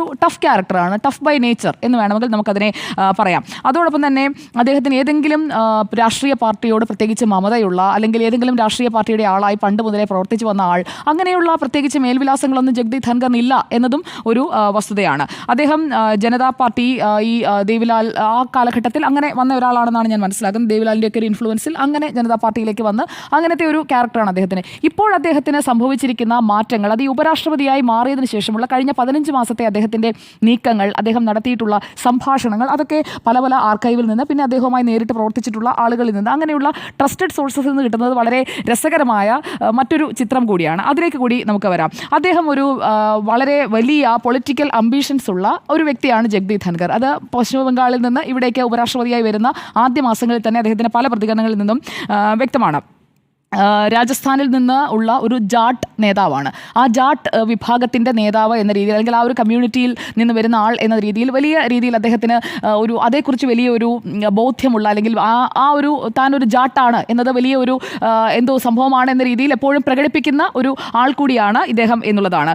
കോൺഗ്രസ്സിന് എത്രത്തോളം അദ്ദേഹത്തെ പ്രീതിപ്പെടുത്തി കൂടെ നിർത്താൻ കഴിയും എന്നതൊക്കെ സംശയകരമായ കാര്യമാണ്. പക്ഷേ കോൺഗ്രസ് നേതാക്കളുമായി അദ്ദേഹത്തിന് അടുത്ത സൗഹൃദമുണ്ട് എന്നതും ഒരു യാഥാർത്ഥ്യമാണ്. ഈ ഇംപീച്ച്മെന്റ് മോഷന്റെ കാര്യത്തിലും ആ ഒരു സൗഹൃദത്തിൽ കലർന്നിട്ടുള്ള കൂടിക്കാഴ്ചകൾ, സംഭാഷണങ്ങൾ നടന്നിട്ടുണ്ട് എന്നതാണ് ഈ രാഷ്ട്രപതി ഭവനിലേക്ക് എത്തി രാജിക്കത്ത് കൊടുക്കുന്നതിന് തൊട്ടു മുൻപുള്ള ദിവസങ്ങളിൽ, അതായത് കഴിഞ്ഞ ആഴ്ച നടന്നത്.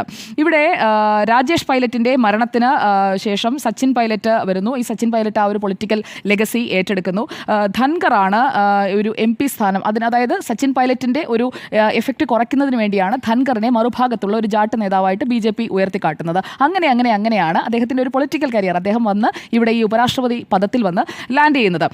ഒരു ഫൈറ്ററാണ്, മമതാ ബാനർജിയെ നേരിടാൻ പറ്റിയ ഏറ്റവും നല്ല ഫൈറ്റർ എന്ന രീതിയിലാണ് അവിടെ ഇറക്കിയത്. അതുവരെയുള്ള കാര്യങ്ങൾ നമുക്കെല്ലാം അറിയുന്ന വസ്തുത. ഇനി ഇതിലേക്ക് വന്നു കഴിഞ്ഞാൽ ഇവിടെ ഈ ഗവൺമെൻറ്റുമായിട്ടുള്ള ഒരു ടസിൽ, അല്ലെങ്കിൽ ഈ ഒരു പയറ്റ് തുടങ്ങുന്നത് കുറച്ച് കാലങ്ങൾക്ക് മുൻപാണ്. അത് ഏറ്റവും കൂടുതൽ എവിഡൻ്റ് ആയത് കഴിഞ്ഞ ഡിസംബറിലാണ്. മുതിർന്ന മന്ത്രിമാരെ, അതായത് ഉപരാഷ്ട്രപതിയാണല്ലോ, മുതിർന്ന മന്ത്രിമാരെ, രാഷ്ട്രീയ പാരമ്പര്യം അദ്ദേഹത്തെക്കാളൊക്കെ കൂടുതലുള്ള ആളുകളെ, ഇൻക്ലൂഡിങ് ശിവരാജ് സിംഗ് ചൗഹാൻ, അവരെയൊക്കെ അപമാനിക്കുന്ന പല പരാമർശങ്ങളും ഉണ്ടായിട്ടുണ്ട് ജഗ്ദീപ് ധൻഖറിൽ നിന്ന്. കഴിഞ്ഞ ഡിസംബറിൽ, ഞാനപ്പോൾ ഈ ഒരു കാര്യങ്ങൾ നമ്മൾ ഈ സോഴ്സസ് പറയുമ്പോൾ നമ്മൾ അതിൻ്റെ ഒരു ഫാക്ട് കൂടി ചെക്ക് ചെയ്യണമല്ലോ. കഴിഞ്ഞ ഡിസംബറിൽ ഉണ്ടായ ഒരു സംഭവം, അത് കഴിഞ്ഞ ഡിസംബറിൽ സർക്കാരിൻ്റെ കാർഷിക നയമാണ്. സർക്കാരിൻ്റെ കാർഷിക നയം സംബന്ധിച്ച് ഒരു വേദിയിൽ വെച്ച്, അതിൽ ശിവരാജ് സിംഗ് ചൗഹാനുമുണ്ട്. ശിവരാജ് സിംഗ് ചൗഹാനെ, കേന്ദ്ര കൃഷിമന്ത്രിയാണ് ശിവരാജ് സിംഗ് ചൗഹാൻ. ശിവരാജ് സിംഗ് ചൗഹാനെ വേദിയിലിരുത്തിക്കൊണ്ട് ഇദ്ദേഹം അപമാനിക്കുന്ന രീതിയിൽ നിങ്ങളുടെ നയമൊന്നും ശരിയല്ല എന്ന് പറയുന്നു. അത് കഴിഞ്ഞിട്ട് മുതിർന്ന മന്ത്രിമാരൊക്കെ ഇദ്ദേഹത്തോട് സംസാരിക്കുന്നു. വിമർശിക്കാം, പക്ഷേ ആ വിമർശനത്തിൽ നിങ്ങൾ എന്തുകൊണ്ട് വിമർശിക്കുന്നു എന്നതുകൂടി ഉൾപ്പെടുത്തിയിരുന്നെങ്കിൽ അദ്ദേഹത്തിന് അതൊരു അപമാനമാകുമായിരുന്നില്ല. കാരണം ഒരു ഉപരാഷ്ട്രപതി, അതും BJPയുടെ അല്ലെങ്കിൽ NDAയുടെ കാൻഡിഡേറ്റായി വന്ന ഉപരാഷ്ട്രപതിയായ ആളാണ് ആ ഒരു വേദിയിലിരുത്തി വിമർശിക്കുന്നത്. അതിനുശേഷം തൊട്ടടുത്ത ദിവസം ഇദ്ദേഹം മറിയുകയാണ്, മലക്ക മറിയുക എന്ന് നമ്മൾ പറയുമല്ലോ. അത് തൊട്ടടുത്ത ദിവസം നമ്മൾ പാർലമെന്റിൽ കാണുകയാണ്. പാർലമെന്റിൽ എല്ലാവരും ഇരിക്കുമ്പോൾ വന്ന്, വേദിയിൽ വെച്ചാണല്ലോ അപമാനിച്ചത്, അതിന് ഈ വേദിയിൽ വന്നിട്ട് ഇങ്ങനെ പറയണമെന്നൊന്നും ആരും ആവശ്യപ്പെടുന്നില്ല. പക്ഷേ ഇദ്ദേഹം വന്നിട്ട് പറയുകയാണ്, ശിവരാജ് സിംഗ് ചൗഹാനെ പോലെ ഇത്രയും കർഷകരെ അംഗീകരിക്കുന്ന, കർഷകർക്ക് വേണ്ടി ജീവിക്കുന്ന കർഷക സമൂഹത്തിന്റെ കാവലാൾ എന്ന അർത്ഥത്തിലുള്ള ഒരു വാക്കുകൂടി അദ്ദേഹം പ്രയോഗിച്ചു. അങ്ങനെ ശിവരാജ് സിംഗ് ചൗഹാനെ പ്രകീർത്തിക്കുകയാണ്. എന്ന് വെച്ച് കഴിഞ്ഞാൽ ഇദ്ദേഹം ഒന്ന് പറയും, തൊട്ടടുത്ത ദിവസം ഇദ്ദേഹം സെറ്റിൽ ചെയ്യും. ഇത് കഴിഞ്ഞ ഡിസംബറിൽ നടന്ന കാര്യമാണ്. ഇനി അടുത്ത കാര്യം, JD വാൻസ് ഇവിടെ, American vice president JD Vance ഇവിടെ സന്ദർശനം നടത്തിയ സമയം ഓർമ്മയുണ്ടാവുമല്ലോ. JD വാൻസിന്റെ സന്ദർശന വേളയിൽ ഇദ്ദേഹം പറഞ്ഞ ഡയലോഗ് വളരെ പ്രശസ്തമാണ്. ഡൽഹിയിലെ കോറിഡോഴ്സിലൊക്കെ അത് വലിയ ചർച്ചയാവുന്നുണ്ട്. അന്ന് തന്നെ അത് ചർച്ചയാവുകയും ചെയ്തിരുന്നു. കാരണം ഞാനാണല്ലോ ഇവിടെ വൈസ് പ്രസിഡന്റ്, അപ്പോൾ ഞാനുമായിട്ടല്ലേ JD വാൻസ് ചർച്ച നടത്തേണ്ടത്, പ്രധാനമന്ത്രി നരേന്ദ്രമോദിയുമായിട്ടല്ലോ എന്ന് ഇദ്ദേഹം പറഞ്ഞതാണ്. അപ്പോൾ യഥാർത്ഥത്തിൽ ഡൊണാൾഡ് ട്രംപിന്റെ മെസ്സേജ്, ഇൻക്ലൂഡിംഗ് വിവിധ കരാറുകൾ അല്ലെങ്കിൽ അദ്ദേഹത്തിന്റെ പ്രൈവറ്റ് വിസിറ്റിനോടൊപ്പം തന്നെ അങ്ങനെയുള്ള കാര്യങ്ങളിലെ ഒരു സംഭാഷണം കൂടി ഷെഡ്യൂൾ ചെയ്താണ് JD വാൻസ് വരുന്നത്. അപ്പോൾ ഈ മുതിർന്ന മന്ത്രിമാർ പറഞ്ഞു കൊടുക്കുകയാണ്, അങ്ങനെയല്ല, JD വാൻസ് പ്രധാനമന്ത്രിയുമായിട്ടുള്ള കൂടിക്കാഴ്ചയാണ്, അവരുടെ പ്രോട്ടോക്കോൾ കൂടി അനുസരിച്ച് നമ്മൾ ഫിക്സ് ചെയ്തിരിക്കുന്നത്, അവിടുത്തെ വൈസ് പ്രസിഡന്റ് പോലെയല്ല ഇവിടുത്തെ വൈസ് പ്രസിഡന്റ് എന്നൊക്കെ പറഞ്ഞ് ബോധ്യപ്പെടുത്തി കൊടുക്കുകയാണ്. അപ്പോഴും ഇദ്ദേഹം ഷൗട്ട് ചെയ്യുകയാണ്, അങ്ങനെയല്ല, ഞാനുമായിട്ടാണ് ചർച്ച നടത്തേണ്ടത് എന്ന് പറയുന്നു. അതൊരു വിധത്തിൽ സെറ്റിൽ ചെയ്യുന്നു. അത് JD വാൻസിന്റെ സന്ദർശന വേളയിൽ നടക്കുന്ന കാര്യം. പിന്നെ അടുത്ത സംഭവം എന്ന് പറഞ്ഞു കഴിഞ്ഞാൽ മന്ത്രിമാർക്ക് കൊടുത്ത മറ്റൊരു നിർദ്ദേശമാണ്. പ്രധാനമന്ത്രിയുടെ ചിത്രം വെച്ചിട്ടുണ്ടല്ലോ, എല്ലാ മന്ത്രിമാരുടെയും ഓഫീസുകളിൽ പ്രധാനമന്ത്രിയുടെയും രാഷ്ട്രപതിയുടെയും ചിത്രം വെച്ചിട്ടുണ്ട്. അതിൻ്റെ കൂടെ എൻ്റെ ഒരു ചിത്രം കൂടി വെക്കണം. ഇതും ഇദ്ദേഹം ആവശ്യപ്പെട്ടതാണ്. എൻ്റെ ചിത്രം കൂടി, പ്രധാനമന്ത്രിയുടെ ചിത്രത്തിൻ്റെ കൂടെ, കാരണം ഞാൻ ഉപരാഷ്ട്രപതിയാണല്ലോ, അപ്പോൾ അതുകൂടി വെക്കണം. ഇതും എല്ലാ മന്ത്രിമാർക്കും അങ്ങനെ ഒരു കമ്മ്യൂണിക്കേഷനായിട്ട് തന്നെ അദ്ദേഹത്തിൽ നിന്ന് പോവുകയാണ്. അപ്പോൾ അത് മന്ത്രിമാർ അതവർക്ക് അങ്ങനെയല്ല, രാഷ്ട്രപതി, പ്രധാനമന്ത്രി, പിന്നെ മഹാത്മാഗാന്ധിയുടെ ചിത്രവും എല്ലാ മന്ത്രിമാരുടെയും ഓഫീസുകളിൽ വെച്ചിട്ടുള്ളൂ. ഇദ്ദേഹത്തിൻ്റെ ചിത്രം കൂടി വെക്കാനായിട്ടുള്ള പ്രോട്ടോകോൾ ഇല്ല, അല്ലെങ്കിൽ ഇതാണ് നമ്മുടെ സംവിധാനം എന്ന് ബോധ്യപ്പെടുത്തുന്നു. അതിലും അദ്ദേഹം പ്രശ്നം ഉണ്ടാക്കിയാണ്. പിന്നീടത്തെ അദ്ദേഹത്തിൻ്റെ അടുത്ത റിക്വയർമെൻ്റ് എന്ന് പറയുന്നത് അദ്ദേഹത്തിൻ്റെ വാഹന വ്യൂഹമാണ്. അദ്ദേഹത്തിൻ്റെ കോൺവോയ് അത് മെഴ്സിഡസ് മാത്രമാക്കണം. അതിലെ എല്ലാ മെഴ്സിഡസ് വാഹനങ്ങൾ മാത്രമുള്ള ഒരു കോൺവോയ് ആണ് എനിക്ക് വേണ്ടത്. അങ്ങനെയുള്ള ഡിമാൻഡ് വെക്കുന്നു. അതൊരു പക്ഷേ അക്സെപ്റ്റ് ചെയ്തേനെ, കാരണം കമ്പനിയാണല്ലോ. അതെ, പൈസയുള്ള കമ്പനിയല്ല ഞാൻ പറഞ്ഞത്. മറ്റ് സംഭവങ്ങൾ വെച്ച് JD വാൻസുമായുള്ള കൂടിക്കാഴ്ചയൊന്നും താങ്കൾക്ക് അങ്ങനെ പറയാമല്ലോ, താങ്കളിൽ നിന്ന് അതിൽ കൂടുതലൊന്നും ഞാൻ പ്രതീക്ഷിക്കുന്നുമില്ല. അപ്പോൾ JD വാൻസുമായുള്ള കൂടിക്കാഴ്ച സർക്കാരിന് നടത്തി കൊടുക്കാൻ കഴിയില്ല. മാത്രമല്ല മന്ത്രിമാരെയൊക്കെ വേദികളിൽ വെച്ച് അപമാനിക്കുന്നതും അംഗീകരിച്ച് നിൽക്കാൻ കഴിയില്ല. ആ കാര്യങ്ങളിൽ തിരുത്തുന്നു. മെഴ്സിഡസ് ബെൻസിന്റെ സംഭവം ഞാൻ അന്വേഷിച്ചപ്പോൾ മനസ്സിലായത് അത് കേട്ടില്ലെന്ന് നടിച്ചു. അക്കാര്യത്തിൽ പിന്നീട് കൊടുത്തുമില്ല, കേട്ടില്ലെന്ന് നടിച്ചു. ആരും പിന്നീട് അങ്ങോട്ടൊരു സംഭാഷണത്തിനും തയ്യാറായില്ല. അപ്പോൾ ഇദ്ദേഹം എടുത്തു പറയുന്നത്, ഞാനിവിടെ വൈസ് പ്രസിഡന്റ് ആണ്. ഇത് ഇടയ്ക്കിടയ്ക്ക് പറയും. ഈ ഒരു 15 മാസത്തിനിടയിൽ ഉണ്ടായിട്ടുള്ള ഈ കഴിഞ്ഞ ഒരു 5-6 മാസത്തിനിടയിൽ തന്നെ ഇത്രയും കാര്യങ്ങൾ നടന്നു കഴിഞ്ഞു. ഇനി രാജിക്കത്ത് കൊടുക്കാനായിട്ട് രാഷ്ട്രപതി ഭവനിൽ പോയപ്പോൾ ഇദ്ദേഹത്തിന്റെ അടുത്ത വൃത്തങ്ങൾ പറയുന്നത്, ഞാൻ രാജിക്കത്ത് കൊടുക്കും, അപ്പോൾ നരേന്ദ്രമോദി എന്നെ വിളിക്കും, എന്നിട്ട് ഞാൻ എൻ്റെ ഈ കാര്യങ്ങളെല്ലാം പറയും, എനിക്ക് കുറേ കാര്യങ്ങളിൽ വിയോജിപ്പുകളുണ്ട്, അതുകൊണ്ടാണ് ഞാൻ സർക്കാരിനോട് ഇടഞ്ഞു നിൽക്കുന്നത്. അതിനിടയിൽ ഈ മറ്റേ കാര്യവും കൂടി റെഡിയായി. അതായത് ഇംപീച്ച്മെന്റ് മോഷന്റെ കാര്യത്തിലും ഇദ്ദേഹം കൂടിക്കാഴ്ച നടത്തി. അതൊരു ബാർഗെയിനിങ് ആയിട്ടാണ് പുള്ളി കരുതിയത്. പക്ഷേ അത് ഉപരാഷ്ട്രപതിക്ക് അവിടെയാണ് പാളിയത്. രാഷ്ട്രപതിക്ക് പ്രയർ അപ്പോയിൻമെന്റ് എടുക്കാത്തത് കൊണ്ട് രാഷ്ട്രപതി റെഡിയായി വരാനായിട്ടുള്ള ഒരു 25 മിനിറ്റ് അദ്ദേഹം അവിടെ കാത്തിരുന്നു. ആ 25 മിനിറ്റിന് ശേഷം ഈ കത്ത് കൊടുക്കുകയാണ്. അപ്പോൾ ഈ കത്ത് കൊടുത്തപ്പോൾ അദ്ദേഹത്തിന്റെ അടുത്ത വൃത്തങ്ങൾ തന്നെ പറയുന്നത്, സർക്കാരിന് മേൽ സമ്മർദ്ദം ചെലുത്തുക മാത്രമേ കക്ഷി ഉദ്ദേശിച്ചിട്ടുള്ളൂ, ഉപരാഷ്ട്രപതി ഉദ്ദേശിച്ചിട്ടുള്ളൂ. അല്ലാതെ ആ പദവിയിൽ നിന്ന് ഇറങ്ങിപ്പോയാൽ അദ്ദേഹത്തിന് എന്താണ് അടുത്ത പദവിയുള്ളത്? ഇനിയിപ്പോൾ ഇന്ത്യ മുന്നണി അധികാരത്തിൽ വന്ന് എന്ത് കൊടുക്കാനാണ്? അവർ അധികാരത്തിൽ എന്ന് വരാനാണ്? അപ്പോൾ കിട്ടിയ ഉപരാഷ്ട്രപതി പദവി എന്ന് പറയുന്നത് അദ്ദേഹത്തിന് അടുത്ത 2027 ഓഗസ്റ്റ് വരെ തുടരാൻ കഴിയുന്ന പദവിയാണ്. അതിൽ അദ്ദേഹത്തിന് തുടരാമായിരുന്നു. മാത്രമല്ല അദ്ദേഹം ഈ ഇംപീച്ച്മെന്റ് മോഷൻ സൈൻ ചെയ്തു എന്ന് പറഞ്ഞ് അദ്ദേഹത്തിനെതിരെ നടപടിയെടുക്കാനൊന്നും പറ്റില്ല, അല്ലെങ്കിൽ രാഷ്ട്രപതി നടപടിയെടുക്കണം. പോയി രാജിക്കത്ത് കൊടുക്കാൻ രാജിക്കത്ത് കൊടുത്തത് അതൊരു പെർസുവേഷൻ ആയിരുന്നു എന്നാണ് ഞാൻ മനസ്സിലാക്കുന്നത്. സമ്മർദ്ദമായിരുന്നു. അതായത് ഇദ്ദേഹത്തിന്റെ കുറെ ഡിമാൻഡുകളുണ്ട്, ഇദ്ദേഹത്തിന് കുറച്ചുകൂടി പവർ വേണം, ഇദ്ദേഹം പറയുന്ന കാര്യങ്ങൾ കുറച്ചുകൂടി നടക്കണം എന്നുള്ള കുറെ സമ്മർദ്ദങ്ങൾ അദ്ദേഹത്തിന്റെ മനസ്സിലുണ്ടായിരുന്നു. നേരത്തെ നടന്ന കാര്യങ്ങളൊക്കെ ഉണ്ടല്ലോ. ഈ മൺസൂൺ, ഇനി നമുക്ക് ഈ ഇംപീച്ച്മെന്റിലേക്ക് വരാം. ഈ ഇംപീച്ച്മെന്റ് പ്രമേയം സംബന്ധിച്ച് സർക്കാർ കമ്മ്യൂണിക്കേറ്റ് ചെയ്ത് എന്താണ് എന്നത് കൂടി നമ്മൾ മനസ്സിലാക്കണം. അതായത് ജസ്റ്റിസ് യശ്വന്ത് വർമ്മയുടെ ഇംപീച്ച്മെന്റ് മോഷൻ, ആ ഇംപീച്ച്മെന്റ് മോഷൻ സർക്കാർ കൊടുക്കുന്നുണ്ട്. അതായത് സർക്കാരിന്റെ ഭാഗത്തുനിന്ന് സംയുക്തമായിട്ടുള്ള ഒരു ഇംപീച്ച്മെന്റ് മോഷനായി പ്രതിപക്ഷത്തിന്റെയും കൂടി ഒപ്പോട് കൂടിയിട്ടുള്ള സംയുക്ത ഇംപീച്ച്മെന്റ് മോഷനായിട്ട് അത് വരാൻ പോകുന്നു എന്ന കാര്യം ഉപരാഷ്ട്രപതി എന്ന നിലയിൽ, രാജ്യസഭാ ചെയർമാൻ എന്ന നിലയിൽ അദ്ദേഹത്തെ അറിയിക്കുന്നു. ഇത് മൺസൂൺ സെഷൻ തുടങ്ങുന്നതിന് ഞാൻ മനസ്സിലാക്കുന്നതനുസരിച്ച് മൺസൂൺ സെഷന് 4-5 ദിവസം മുൻപാണ് കിരൺ റിജിജുവുമായിട്ടുള്ള ഈ മീറ്റിംഗ് നടക്കുന്നത്. കിരൺ റിജിജു തന്നെ സാക്ഷ്യപ്പെടുത്തുന്നതാണ്. അപ്പോൾ ഈ മീറ്റിംഗ് നടക്കുന്നു. എന്നിട്ട് ആ ഒരു പ്രമേയത്തിൽ പ്രതിപക്ഷ എംപിമാരുടെ അടക്കം ഒപ്പോടുകൂടിയ സംയുക്ത പ്രമേയം എന്ന രീതിയിൽ അത് വരാൻ പോകുന്നു. കാരണം ഇതിനു മുൻപ് തന്നെ സർവകക്ഷി യോഗത്തിൽ തീരുമാനമായ കാര്യമാണ്, അല്ലാതെ ഒരു പുതുതായിട്ട് വന്ന കാര്യമല്ല. അപ്പോൾ അത് തയ്യാറാകുമ്പോൾ കോൺഗ്രസിലെ ഒരു മുതിർന്ന നേതാവുമായി ഇദ്ദേഹം സംസാരിക്കുന്നു. അപ്പോൾ ആ സംസാരിച്ചതിന് ശേഷമാണ് ഇവരുടെ മാത്രം പ്രമേയമായി വന്നാൽ മതി. അപ്പോൾ ഇത് അറിഞ്ഞതിന് ശേഷം 3 തവണ സർക്കാരിൻ്റെ ഭാഗത്ത് നിന്ന് മന്ത്രിമാർ, അതായത് ഇദ്ദേഹത്തെ ഈ കാര്യത്തിൽ നിന്ന് എന്താണ് വസ്തുതയെന്ന് ബോധ്യപ്പെടുത്താൻ, നേരത്തെ മെഴ്സിഡസ് ഒഴിച്ചുള്ള ബാക്കി കാര്യങ്ങളിലൊക്കെ ബോധ്യപ്പെടുത്തിയതുപോലെ ഇത് ബോധ്യപ്പെടുത്താൻ വേണ്ടി പാർലമെന്ററി കാര്യമന്ത്രി കിരൺ റിജിജു, നിയമമന്ത്രി അർജുൻ മേഘ്വാൾ, അതോടൊപ്പം തന്നെ JP നദ്ദ, രാജ്യസഭാ നേതാവാണല്ലോ, JP നദ്ദ, ഇത്രയും പേരെത്തി ജോയിന്റ് ഇംപീച്ച്മെന്റ് മോഷനെ കുറിച്ച് കൃത്യമായിട്ട് പറഞ്ഞ് ബോധ്യപ്പെടുത്തുകയാണ്. 3 മീറ്റിംഗുകൾ ഇവർക്കിടയിൽ നടക്കുകയും ചെയ്തു ഈ മൺസൂൺ സെഷന്റെ തൊട്ട് മുന്നോടിയായി. പക്ഷേ കോൺഗ്രസ് നേതാക്കളുമായിട്ട് സംസാരിച്ച് ഒരു പ്ലാൻ ബി ഇവിടെ ധൻഖർ തയ്യാറാക്കുകയാണ്. അപ്പോൾ 15 മാസമായി ഉപരാഷ്ട്രപതിയായിട്ടുള്ള ജഗ്ദീപ് ധൻഖറിന്റെ ഭാഗത്ത് നിന്ന് അദ്ദേഹത്തിന് സാധാരണഗതിയിൽ ഉപരാഷ്ട്രപതിമാർക്ക് കിട്ടുന്ന എല്ലാ സൗകര്യങ്ങളും, അദ്ദേഹത്തിന് എല്ലാ ബഹുമാനവും എല്ലാം കൊടുത്തിട്ടുണ്ട്. പക്ഷേ തിരിച്ച് അദ്ദേഹം ചെയ്തുകൊണ്ടിരിക്കുന്നത് ഒരു ഇറിറ്റേറ്റിംഗ് ആയിട്ടുള്ള ഒരു ക്യാരക്ടറാണ് എന്നത് ബോധ്യപ്പെടുത്താനാണ് ഞാനിത് പറഞ്ഞത്. അതോടൊപ്പം തന്നെ ഇദ്ദേഹത്തിന് യാത്രയയപ്പ് കൊടുത്തില്ല, ഡീസന്റ് എക്സിറ്റ് വേണമായിരുന്നു എന്നൊക്കെ ജിമ്മി ജെയിംസ് പറഞ്ഞല്ലോ. അതേക്കുറിച്ച് പ്രതിപക്ഷത്തിൽ പോലും ഒരു ഏകാഭിപ്രായം ഉണ്ടായിരുന്നില്ല എന്ന വസ്തു കൂടി മനസ്സിലാക്കണം. കാരണം ഇന്നലെ വൈകുന്നേരം ബിസിനസ് അഡ്വൈസറി കമ്മിറ്റിയുടെ മീറ്റിംഗ് നടന്നു. അതിലാകെ ജയറാം രമേശ് മാത്രമാണ് ഈ ഫെയർവെല്ലിനെ കുറിച്ച് പറഞ്ഞത്. മറ്റ് പ്രതിപക്ഷ പാർട്ടികളിൽ നിന്ന്, ഇന്ത്യ മുന്നണിയിലെ 10-30 പാർട്ടികളുണ്ടല്ലോ, അതിൽ ഒരു പാർട്ടിയിൽ നിന്ന് പോലും ഒരു നേതാവ് പോലും അതിനെ സപ്പോർട്ട് ചെയ്തില്ല. അതുകൊണ്ടാണ് ജയറാം രമേശ് മാത്രമാണ് ഇദ്ദേഹത്തിന് ഒരു ഫെയർവെൽ കൊടുക്കണമെന്ന് പറഞ്ഞത്. കാരണം ഇദ്ദേഹം ഉണ്ടാക്കിയ പ്രശ്നങ്ങളെക്കുറിച്ചൊക്കെ ഡൽഹി സർക്കിളിൽ നല്ല രീതിയിൽ, കാരണം ഇദ്ദേഹം എന്താണ് പറഞ്ഞുകൊണ്ടിരിക്കുന്നതെന്നും ഇദ്ദേഹത്തിന് ഈ JD വാൻസ് കഥയൊക്കെ അവിടെ പാട്ടാണ്, നിങ്ങൾക്ക് അന്വേഷിച്ചാൽ മനസ്സിലാകും, ഡൽഹിയിലെ പത്രക്കാരോട് ചോദിച്ചാൽ മതി. എന്തായാലും ഇനിയിപ്പോൾ അടുത്തത് ആരാണ് എന്നുള്ളതാണ്. അത് BJP-യിൽ നിന്ന് തന്നെ കൂടുതലും ഒരു ബാക്ക്വേർഡ് കമ്മ്യൂണിറ്റിയിൽ നിന്നുള്ള ഒരാൾ വരാനുള്ള എല്ലാ സാധ്യതയുമുണ്ട്. പ്രത്യേകിച്ചും രാംനാഥ് ഠാക്കൂറിന്റെ പേരാണ് ഇപ്പോൾ ഉയർന്നു കേൾക്കുന്നത്. ഇക്കാര്യത്തിൽ നമ്മുടെ ചോദ്യത്തിലേക്ക് വന്നു കഴിഞ്ഞാൽ ഞാൻ അവസാനിപ്പിക്കുകയാണ്. ഉപരാഷ്ട്രപതി ഒഴിപ്പിച്ചതാണോ എന്ന് ചോദിച്ചു കഴിഞ്ഞാൽ അദ്ദേഹം കൊണ്ട് കത്ത് കൊടുത്തു. ആ കത്ത് കൊടുത്തപ്പോൾ എങ്ങനെ ഇത് പോവുകയാണെങ്കിൽ പോവട്ടെ എന്ന് കരുതിയിരുന്ന ആളുകൾ അവർ ഉർവശി ശാപ ഉപകാരം എന്നതുപോലെ കത്ത് കിട്ടിയല്ലോ എന്നാൽ വാങ്ങിച്ചോളൂ എന്നൊരു ലൈൻ എടുത്തു എന്നാണ് ഞാൻ മനസ്സിലാക്കുന്നത്. അല്ലാതെ ഒഴിപ്പിക്കാൻ വേണ്ടി നിങ്ങൾ രാജിവെക്കൂ എന്നാരും ആവശ്യപ്പെട്ടിട്ടില്ല. പക്ഷേ ആ കൊടുത്ത കത്ത് ആക്സെപ്റ്റ്. അതിനകത്തൊരു പ്രശ്നമുള്ളത്, ഈ ഇത്രയും ഇയാൾ മെർസിഡസ് വേണമെന്ന് പറഞ്ഞു, പല കാര്യങ്ങൾ ആവശ്യപ്പെട്ടു, അതെല്ലാം കഴിഞ്ഞ കാര്യങ്ങളാണ്. എന്ത് ഡിമാൻഡ്സ് ആണ് ഇയാൾ വെച്ചത്? ആ ഡിമാൻഡ്സ് ഏതാണ് അംഗീകരിക്കാതിരുന്നത്? അങ്ങനെയാണെങ്കിലാണല്ലോ കത്തുമായിട്ട് പോയിട്ട് ഭീഷണിപ്പെടുത്തുക. അത് പറഞ്ഞില്ലല്ലോ. ഏത് വിഷയത്തിലാണ്? എന്തായിരുന്നു അയാളുടെ ഡിമാൻഡ്? അല്ല, ഇംപീച്ച്മെന്റ് മോഷൻ ഇദ്ദേഹം അക്സെപ്റ്റ് ചെയ്യാനായിട്ട് തീരുമാനിക്കുന്നത് തന്നെ അദ്ദേഹത്തിന് എന്തെങ്കിലും ചെയ്യാൻ കഴിയും, എനിക്കിതിന് പവർ ഉണ്ട് കാണിക്കാൻ വേണ്ടിയാണ്.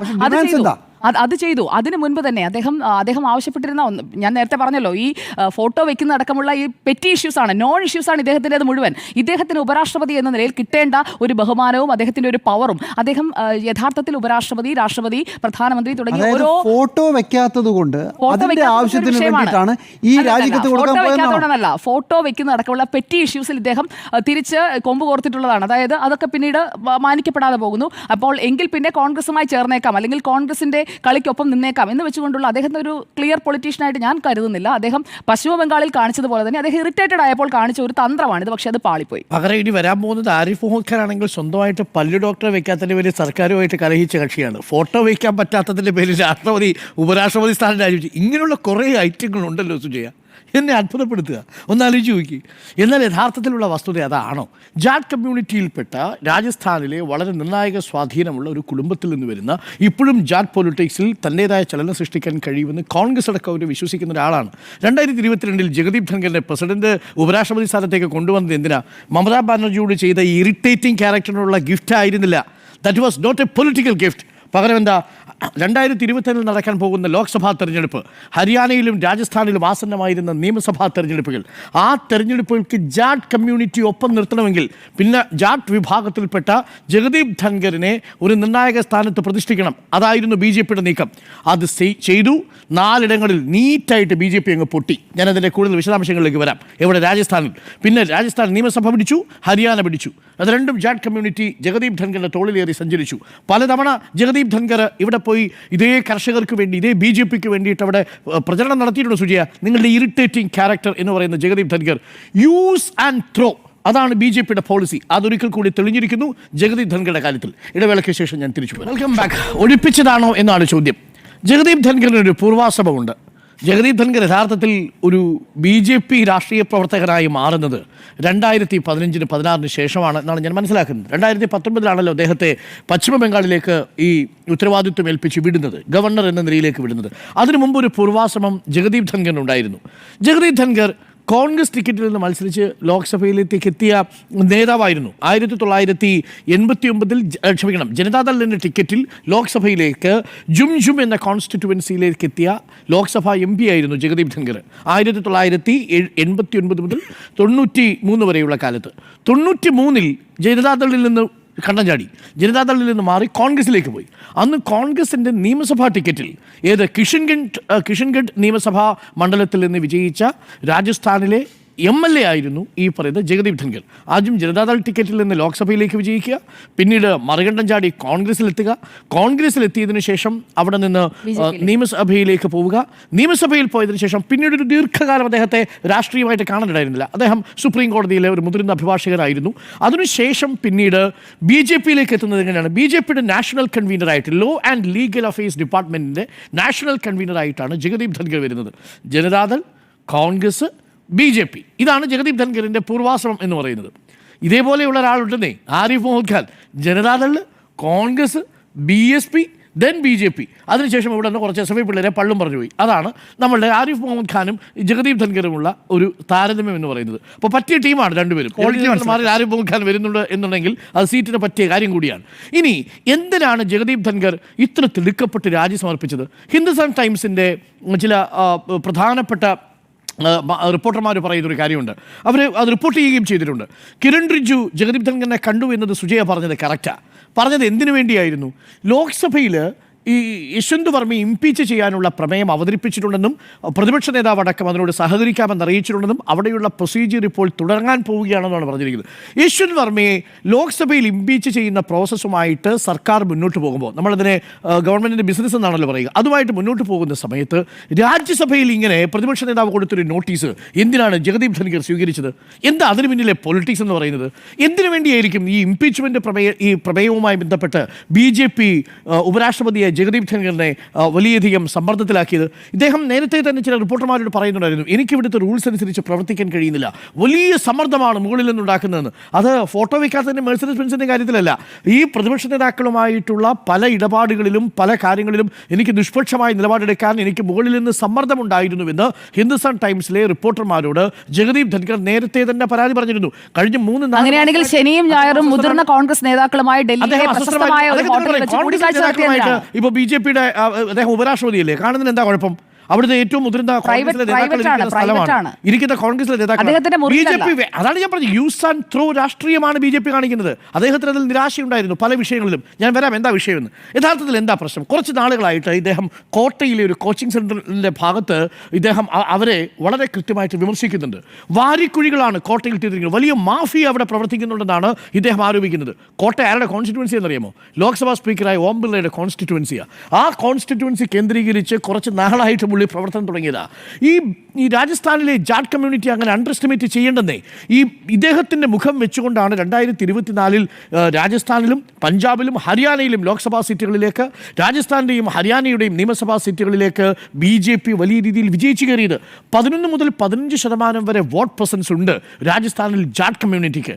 ആ നിർണായകമായ ജാട്ട് കമ്മ്യൂണിറ്റിയിലെ ഏറ്റവും പ്രധാനപ്പെട്ട ശ്രദ്ധേയനായ നേതാവിൽ ഒരാളാണ്. എന്താണ് രാജസ്ഥാനിൽ സംഭവിച്ചെന്നറിയാമോ? രാജസ്ഥാനിലെ BJPയുടെ മുൻ അധ്യക്ഷനായിരുന്ന സതീഷ് പൂനിയുണ്ട്. ആ സതീഷ് പൂനിയ ജാട്ട് കമ്മ്യൂണിറ്റിയിൽ നിന്നുള്ളയാളാണ്. രാജസ്ഥാൻ്റെ മുഖ്യമന്ത്രിയാകും എന്ന് കരുതിയ ആളാണ് ഈ സതീഷ് പൂനിയ എന്താ ചെയ്തെന്നറിയാമോ? സതീഷ് പൂനിയെ ആംബർ മണ്ഡലത്തിൽ നിന്ന് BJPക്കാർ നൈസായിട്ട് അങ്ങ് കാരുവാരി. ഒടുവിൽ സതീഷ് പൂനിയ അവിടെ തോറ്റു, അവർ തന്നെ തോൽപ്പിച്ചു. അങ്ങനെ ആംബർ മണ്ഡലത്തിൽ തോറ്റു. അതിനുശേഷം അദ്ദേഹം അജ്മീർ ആവശ്യപ്പെട്ടു ലോക്സഭാ സീറ്റിലേക്ക്. അവിടുത്തെ രാജസ്ഥാനിലെ ഏറ്റവും പ്രധാനപ്പെട്ട BJPയുടെ മുൻ അധ്യക്ഷൻ കൂടിയായ ജാട്ട് കമ്മ്യൂണിറ്റി ലീഡറാണ്. ആംബറിലെ ലോക്സഭാ സീറ്റ് ആവശ്യപ്പെട്ടു, കൊടുത്തില്ല. ഉടനെ ജാട്ട് സംഘടനകൾ വലിയ പ്രതിഷേധത്തിനിറങ്ങി രാജസ്ഥാനിൽ. തോറ്റുപോകുമെന്ന് തോന്നുന്ന ഘട്ടത്തിലാണ് ഈ അടുത്ത ജാട്ട് നേതാവിനെ ഉപരാഷ്ട്രപതിയാക്കി. ഉപരാഷ്ട്രപതി എവിടെ ഇരുന്നുള്ളൂ, വേറെ ബുദ്ധിമുട്ടുകളൊന്നുമില്ല, സീറ്റും കൊടുക്കേണ്ട, മറ്റു പ്രശ്നങ്ങളുമില്ല. അങ്ങനെ ജാട്ട് കമ്മ്യൂണിറ്റിയുടെ വോട്ട് രാജസ്ഥാനിലും ഹരിയാനയിലും പഞ്ചാബിലും ലോക്സഭയിലും നിയമസഭകളിലും ഉറപ്പിക്കാൻ വേണ്ടി ഉപരാഷ്ട്രപതിയായി ജഗദീപ് ധൻഖർ എന്ന ജാട്ട് വിഭാഗത്തിൽപ്പെട്ട നേതാവിനെ അവിടെ കൊണ്ടുവരുന്നു. കർഷകരെ നേരിടാം, ഒരേ സമയം തന്നെ കർഷകരുടെ വിഷയങ്ങൾ, കാരണം ഫാമേഴ്സ് കുടുംബത്തിൽ നിന്നുള്ള ആളാണ് ഈ ജഗദീപ് ധൻഖർ. അതുകൊണ്ട് തന്നെ ജഗദീപ് ധൻഖറിനെ അവിടെ പ്ലേസ് ചെയ്തത് രാഷ്ട്രീയമായി ജാട്ട് കമ്മ്യൂണിറ്റിയുടെ വോട്ട് കൃത്യമായും പോൾ ചെയ്യിപ്പിക്കുക എന്ന ഉദ്ദേശത്തോടു കൂടിയായിരുന്നു. ആ ലക്ഷ്യം കഴിഞ്ഞു. ഇനി ജഗദീപ് ധൻഖറിനെ ആവശ്യമില്ല. ജഗദീപ് ധൻഖറിനെ ഈസി ആയിട്ട് ത്രോ ചെയ്യാം. പക്ഷേ അവിടെയാണ് യശ്വന്ത് വർമ്മയുടെ വിഷയം വരുന്നത്. യശ്വന്ത് വർമ്മയുമായി ബന്ധപ്പെട്ട ഇംപീച്ച്മെൻറ്റ് പ്രോസസ്സ് ലോക്സഭയിൽ തുടങ്ങിയാൽ എന്താ ബി ജെ പിക്കുള്ള ആനുകൂല്യം? അഴിമതി വിരുദ്ധ സർക്കാർ എന്ന പ്രതിച്ഛായയ്ക്ക് വേണ്ടിയുള്ള ഹെഡ്ലൈൻ. ആ ഹെഡ്ലൈനാണ് ആദ്യമായി സുപ്രീം കോടതി ജഡ്ജിയെ ഇംപീച്ച് ചെയ്തത്. ഇതാ ലോക്സഭയിലാണ്. ക്ഷമിക്കണം, ഹൈക്കോടതി ജഡ്ജി ഇംപീച്ച് ചെയ്യാനുള്ള ആദ്യത്തെ പ്രമേയം ഞങ്ങളിതാ പാസ്സാക്കുന്നു, അഴിമതി വിരുദ്ധ പ്രതിച്ഛായയാണ് എന്നുള്ള ഹെഡ്ലൈന് വേണ്ടിയിട്ടുള്ള ശ്രമമായിരുന്നു സുജയ. അത് സംയുക്ത പ്രമേയമാണ്. അറിയാത്ത കാര്യം പറയാതെ പ്രതിപക്ഷത്തിന്റെ ഒപ്പുണ്ട് അതിൽ. രാഹുൽ ഗാന്ധി അവതരിപ്പിച്ച് പ്രതിപക്ഷ നേതാവ് ഒപ്പുവെച്ച് പാസ്സാക്കാൻ പോകുന്ന പ്രമേയം. അപ്പോൾ ഈ സർക്കാർ അതന്നെ അല്ലാതെ എങ്ങനെയാ സാധ്യമാവുക? അപ്പൊ അത് രാജ്യസഭയിലേക്ക് വരുമ്പോൾ എന്താ സംഭവിക്കുക? തിരിച്ചു വരിക. ഓപ്പോസിഷൻ കൊടുത്ത നോട്ടീസിൽ ബി ജെ പിക്ക് അവിടെ പങ്കാളിയായി പറ്റൂ. അപ്പൊ സ്വാഭാവികമായും ഇവിടെ ബി ജെ പി പറഞ്ഞു വരട്ടെ, രാജ്യസഭയിൽ ഈ നോട്ടീസ് അല്ല, ഈ ഇംപീച്ച്മെന്റ് മോഷനിൽ രാജ്യസഭയിൽ ഞാൻ പറയട്ടെ, പ്രതിപക്ഷം കൊണ്ടുവന്ന ഇംപീച്ച്മെന്റ് മോഷനിൽ ഒപ്പിടാൻ ബി ജെ പിയുടെ ഭാഗത്ത് നിന്ന് തയ്യാറായിരുന്നു. അത് പറ്റില്ല എന്ന് അതല്ല പ്രശ്നം. ഞാൻ കോട്ട് ചെയ്യുന്ന പാർലമെന്ററി കാര്യമന്ത്രി കിരൺ റിജിജുവിനെയാണ്.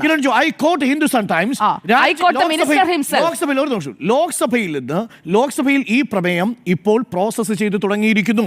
അവിടെ പ്രതിപക്ഷ നേതാവ് അടക്കം ഒപ്പുവെച്ചിരിക്കുന്നു. അതുകൊണ്ട് ഈ പ്രമേയം ലോക്സഭയാണ് പരിഗണിക്കുന്നത് എന്ന് പാർലമെന്ററി കാര്യ അഫയേഴ്സ് മിനിസ്റ്റർ കിരൺ റിജിജു പറയുന്നു. രാജ്യസഭയിൽ പാസ്സാക്കണം, അതാണ് പ്രോസസ്. പക്ഷേ തുടങ്ങുന്നത് എവിടെ നിന്നാ? ലോക്സഭയിൽ തുടങ്ങി രാജ്യസഭയിലേക്ക് എത്തണം. അതാണ് അവിടെ രണ്ടിടത്തും കോൺഗ്രസ് നിലപാടാണ്. പക്ഷേ ഇവിടുത്തെ പ്രശ്നം ജഗദീപ് ധൻഖറിന്റെ കയ്യിലേക്കാണ് ഇത് വരുന്നതെങ്കിൽ പ്രോസസ് എവിടെ ആദ്യം സ്റ്റാർട്ട് ചെയ്യും? രാജ്യസഭയിൽ സ്റ്റാർട്ട് ചെയ്ത പ്രമേയം കൊണ്ടുവന്നത് ആരാ? ഓപ്പോസിഷൻ കൊണ്ടുവന്ന പ്രമേയം. ആ ഓപ്പോസിഷൻ കൊണ്ടുവന്ന പ്രമേയം എന്ന നിലയിൽ അത് അവതരിപ്പിക്കപ്പെടരുത് എന്ന നിർബന്ധ ബുദ്ധിയിലാണ് ജഗദീപ് ധൻഖറിന്റെ സ്ഥാനം അവിടെ നിന്ന് തെറിക്കുന്നത്. അതാണ്, ഇതൊരു പെട്ടി ഇഷ്യൂ അല്ല. ഇതിന് പിന്നിലുള്ള രാഷ്ട്രീയം എന്ന് പറയുന്നത് ഇനിയിപ്പോൾ ഉരുണ്ടുകൂടാൻ പോകുന്ന രാഷ്ട്രീയം എന്താ? 4 കോൺസ്റ്റിറ്റ്യുവൻസി രാജസ്ഥാനിലെ Sikar constituency, ജുംജും constituency, Nagaur constituency, ഒപ്പം തന്നെ ചൂരു കോൺസ്റ്റിറ്റ്യുവൻസി, ഈ 4 ലോക്സഭാ മണ്ഡലങ്ങളിലും ജാട്ട് കമ്മ്യൂണിറ്റിക്ക് നിർണായക സ്വാധീനമുണ്ടെന്ന് മാത്രവുമല്ല അവിടെ ബി ജെ പി അമ്പയെ തോറ്റ് തുന്നം പാടിയിരിക്കുന്ന 4 കോൺസ്റ്റിറ്റ്യുവൻസിയാണ്. അവിടെ ഈ പറയുന്ന ജഗദീപ് ധൻഖറിന്റെ എക്സിറ്റ് ഒരു വലിയ ചർച്ചാ വിഷയമാണ്. മാത്രവുമല്ല ഭരത്പൂര്, ബിക്കാനർ, ജയ്പൂർ, മാർവാഡ്, ഈ 4 ഇടങ്ങൾ ഏകദേശം വെസ്റ്റേൺ രാജസ്ഥാന്റെ നിർണായകമായ ഭാഗങ്ങളിൽ ജാട്ട് കമ്മ്യൂണിറ്റിയുടെ സ്വാധീനം ചെറുതല്ല. അതുകൊണ്ട് കോൺഗ്രസിലെ നേതാക്കൾ ഇപ്പോൾ തന്നെ, രാജസ്ഥാനിലെ കോൺഗ്രസ് നേതാക്കൾ ഇപ്പോൾ തന്നെ ജഗദീപ് ധൻഖറിനെ ആ രീതിയിൽ സ്വാഗതം ചെയ്തു കഴിഞ്ഞു.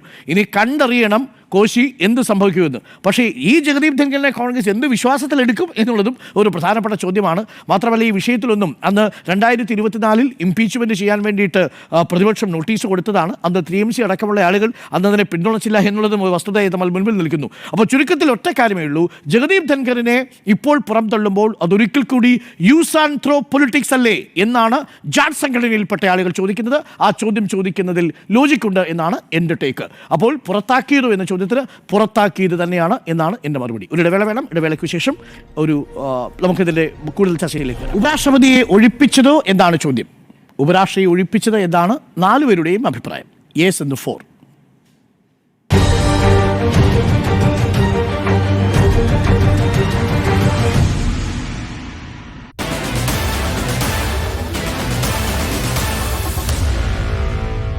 Meet the editors.